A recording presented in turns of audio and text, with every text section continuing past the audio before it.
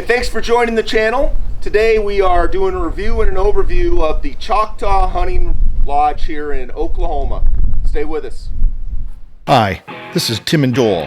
Welcome to Midwest Hunting and Outdoors by Two Dumbasses, a podcast about the outdoors, hunting, and being a steward of the land. Welcome to Midwest Hunting and Outdoors. Today we're on location at Choctaw Hunting Lodge. And with us we have a special guest, Dusty Vickery. Why don't you tell us a little bit about yourself and what you do for the Choctaw Hunting Lodge? So, my name is Dusty Vickery. I'm the Wildlife Operations Manager for the Choctaw Hunting Lodge. Been here probably going on 4 or 5 years now. We run hunts pretty much year round. You're basically the Choctaw Hunting Lodge manager? Was that what you'd say? Yes. Yeah. So we've got there's going to be myself, my wife. We got a couple other guys that help out here as well. This thing sits on 22,000 acres. It takes everybody involved to make it go. 22,000 acres.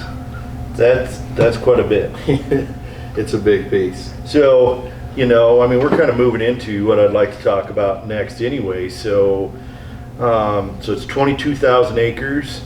Is it all high fence or? So we've got 1,000 acre high fence. The rest of it is free range. We offer exotic hunts inside the high fence. But my main interest is the free range whitetails. We're trying to manage that thing and grow the biggest free range whitetails that we can possibly grow. That's pretty awesome. So, hey, when did this Choctaw Hunting Lodge get started? So the Choctaw Nation bought this property in 2016. That's when it started, and it's grown every year. It just keeps getting bigger and bigger. We started this exotic thing inside the high fence last year. That deal was really big. We're going to be adding the same things we had before and probably more of those, and there's going to be lots of opportunities for different things, whatever people are looking for. Now, are you guys open year round, or is there certain times where you kind of block out to where? So pretty much what we do is we'll start in September. We might do a couple of hog hunts in September, but we'll start like our elk hunts and things like that at the end of September, and we'll do some whitetails and stuff, inside the preserve at that same time. But once we kick off in September, deer season will be October, November, December, kind of wraps up in January, and then we'll start doing hog hunts the end of January. We'll do them in February and March. We do turkey hunts in April and May, and then so May we start winding down, as far as that goes, booking hunts and stuff like that. But with all the exotics that we've got now, there's going to be some opportunities there to shoot axis deer, oryx.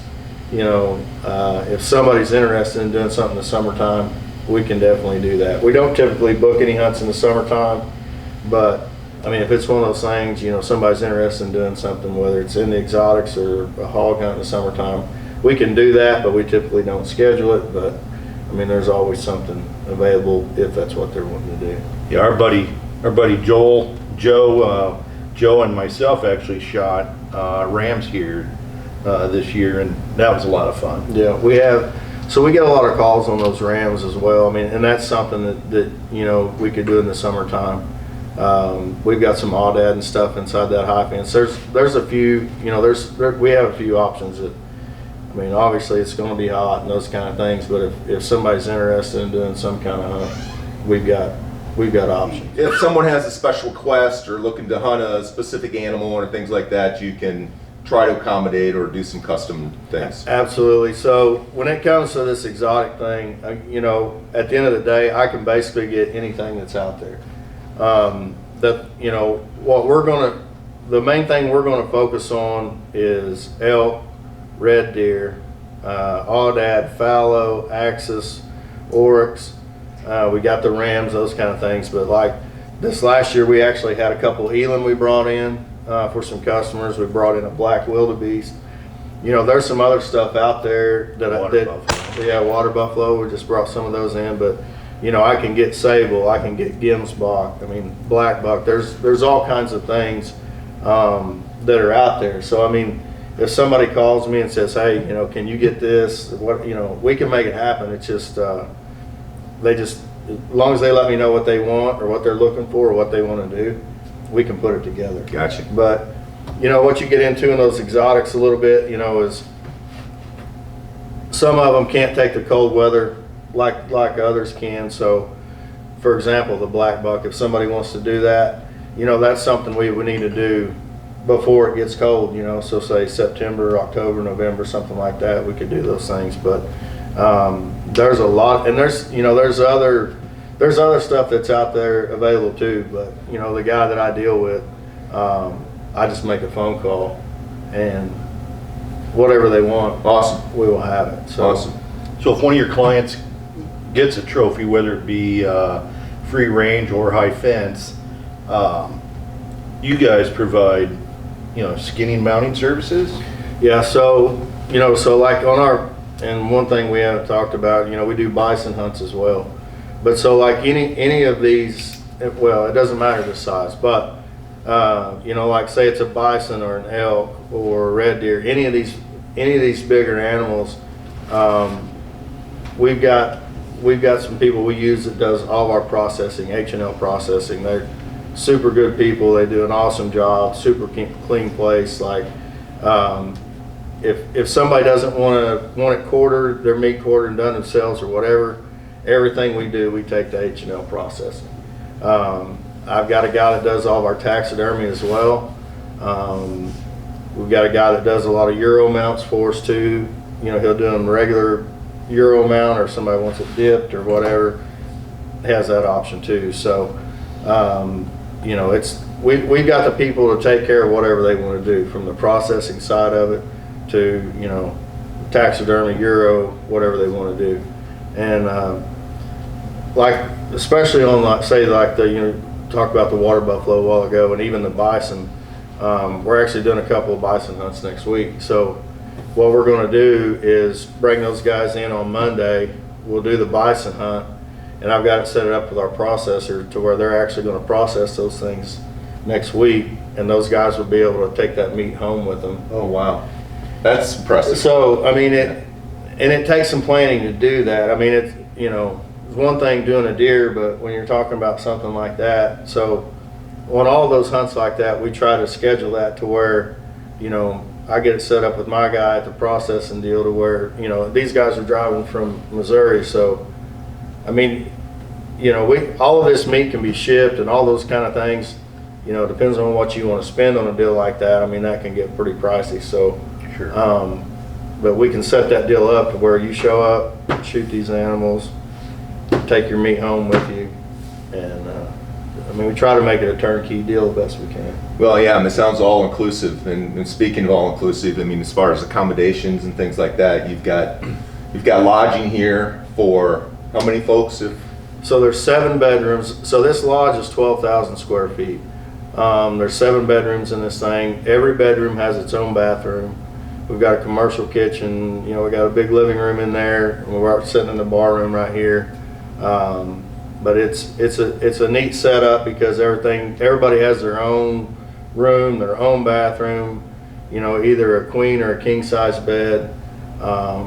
It's Very comfortable. It's a cool setup.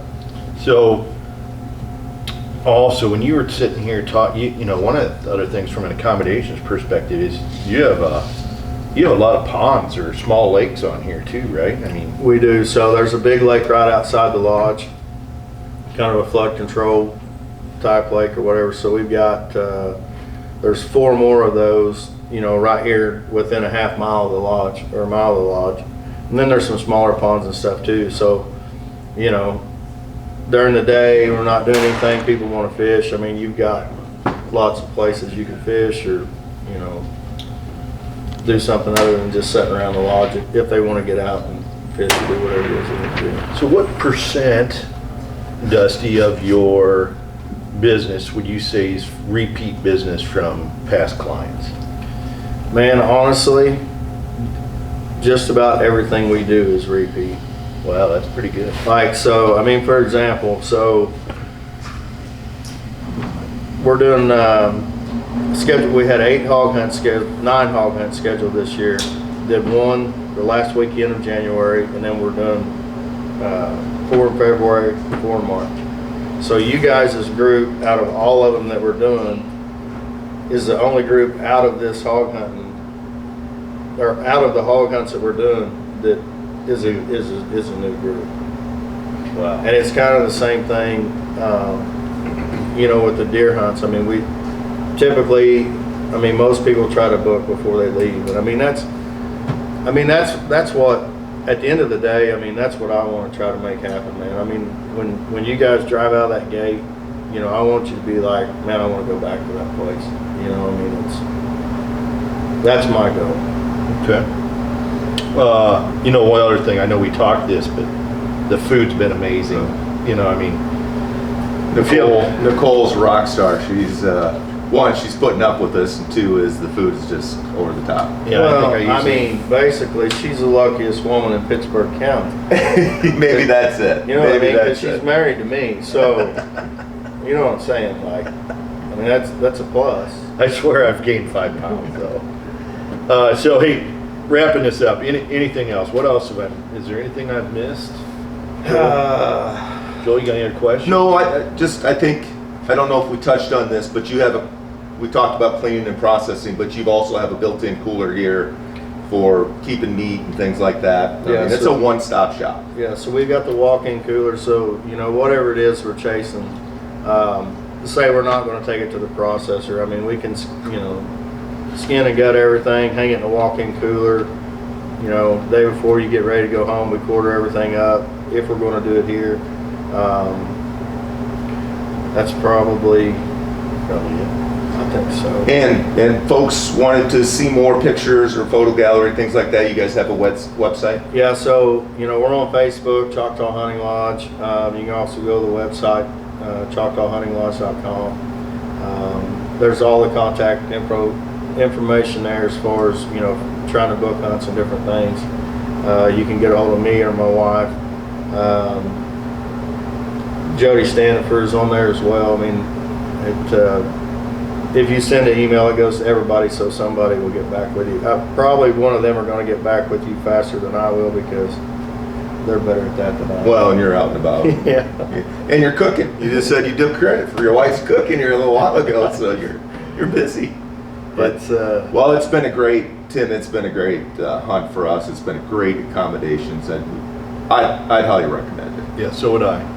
You know, I think so. For the 2 dumbasses on location, you know, until next time, Be safe, have fun, and get outdoors.